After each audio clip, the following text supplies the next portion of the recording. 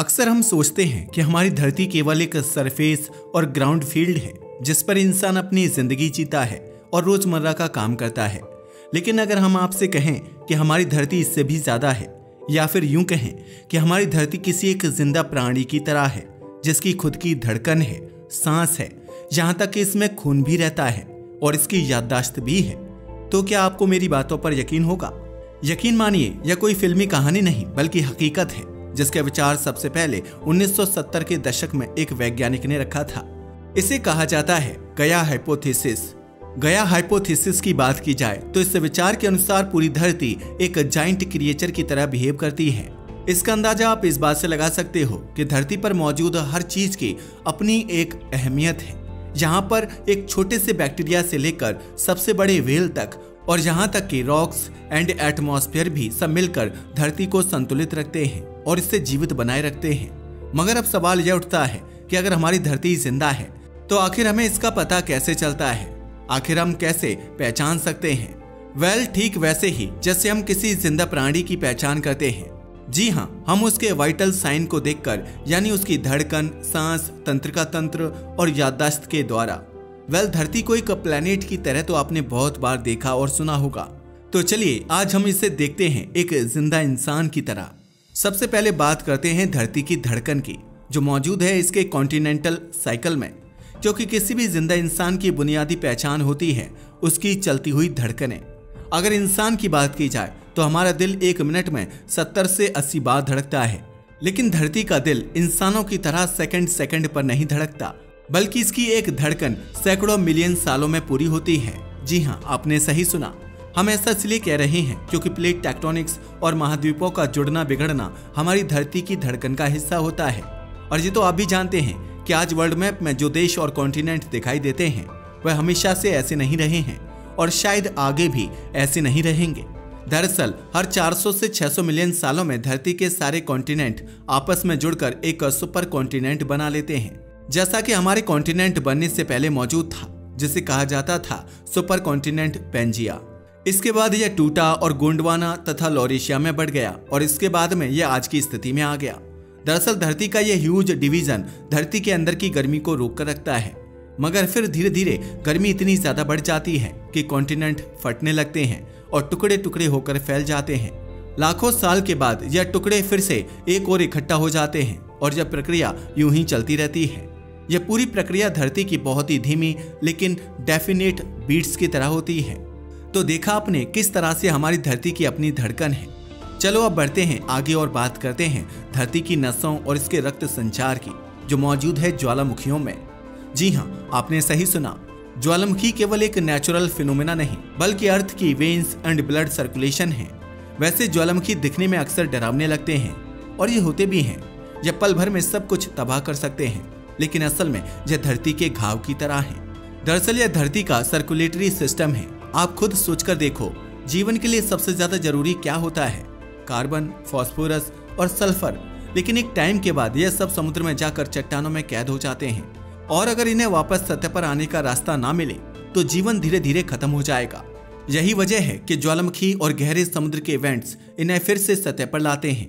यानी ये धरती की धमनियों की तरह काम करते हैं, जो गहराई से मिनरल्स एंड गैसेस खींचकर वापस सरफेस पर पहुंचाते हैं। इसी वजह से धरती पर जीवन लगातार बना रहता है। यही कारण है कि वोल्केनोज को धरती का रक्त संचार माना जाता है। चलिए अब बढ़ते हैं आगे और बात करते हैं धरती की सांसों की। यह बात है 1950 के दशक की, जब वैज्ञानिक चार्ल्स डेविड कीलिंग ने पहली बार CO2 को मापना शुरू किया था। उन्हें लग रहा था कि ग्राफ सीधा ऊपर जाएगा, लेकिन हुआ कुछ और ही। ग्राफ लहरदार निकला। इससे साबित हुआ कि हर साल हमारी धरती एक बड़ी सांस लेती और छोड़ती है। दरअसल बसंत में जंगलों में पत्तियां होती हैं और वे CO2 को सोख लेती हैं। यह धरती का इनहेलेशन प्रोसेस है।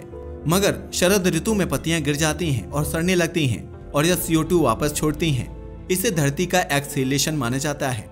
यानी धरती जब वातावरण को हर साल बदलती है तो वह हमारी धरती के सांस लेने का तरीका होता है। और सिर्फ जंगल ही नहीं, समुद्र में मौजूद छोटे छोटे फाइटोप्लैंक्टन भी लगातार ऑक्सीजन बनाते हैं। हम जितनी सांस लेते हैं उसमें से आधे से ज्यादा हवा इन्हीं सूक्ष्म पौधों से आती है। यही धरती के सांस लेने का तरीका है। इतना ही नहीं, आप जानकर हैरान रह जाएंगे कि हमारी धरती का नर्वस सिस्टम भी है। तो चलिए अब बात करते हैं धरती के नेटवर्क की। पहले लोग मानते थे कि जंगल में पेड़ अकेले होते हैं और पेड़ों के बीच कंपटीशन होती है, लेकिन जैसे जैसे साइंस और टेक्नोलॉजी का विकास हुआ तो पता चला कि जड़ों के नीचे एक वुड वाइड वेब मौजूद है। क्या? जी हाँ, आपने सही सुना। दरअसल फफूंद यानी फंगी के जरिए पेड़ एक दूसरे से जुड़े हुए हैं। इतना ही नहीं, पेड़ आपस में फूड एंड वार्निंग मैसेजेस भी भेजते हैं।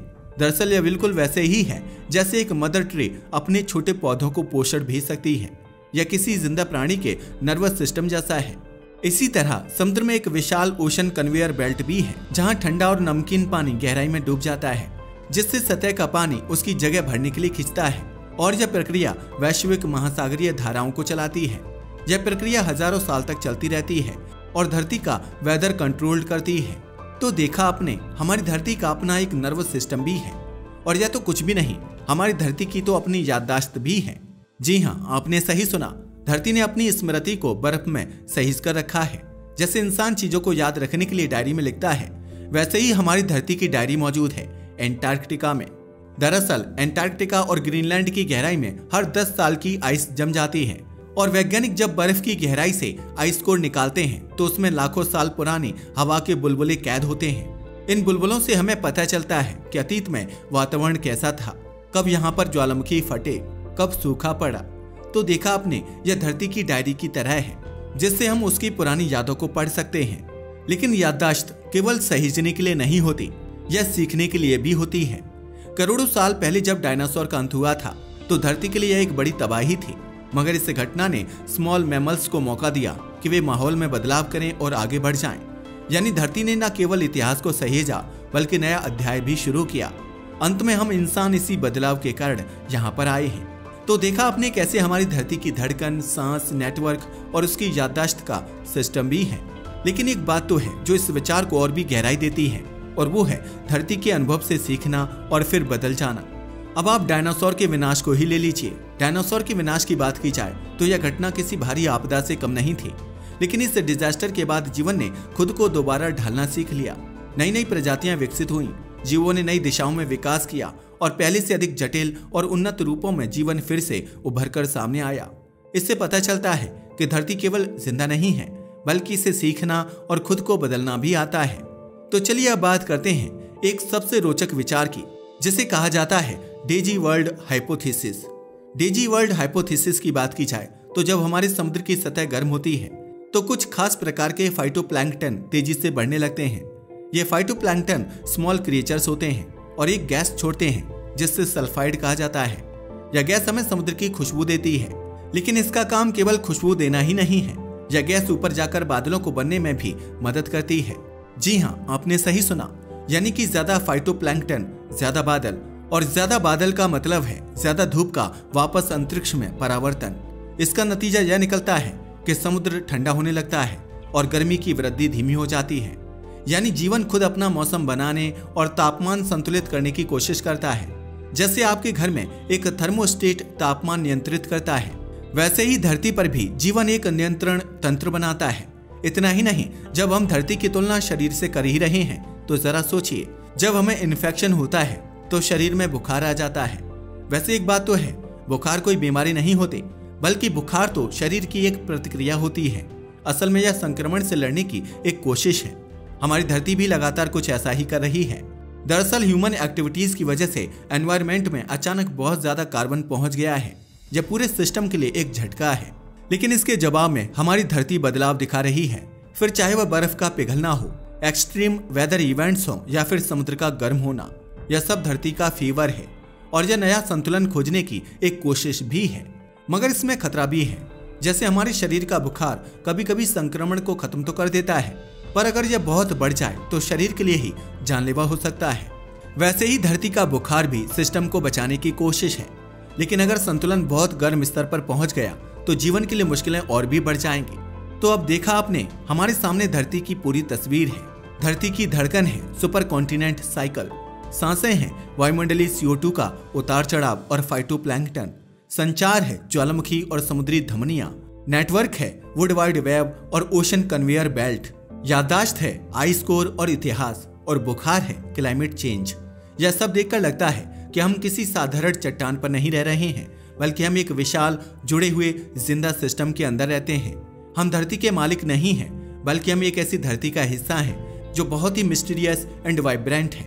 आपको इनमें से कौन सी चीज सबसे ज्यादा इंटरेस्टिंग लगे, हमें नीचे कमेंट करके जरूर बताइएगा। साथ ही अगर आपको हमारी वीडियो पसंद आई हो तो इसे लाइक करें और हमारे चैनल को सब्सक्राइब करना ना भूलें। धन्यवाद।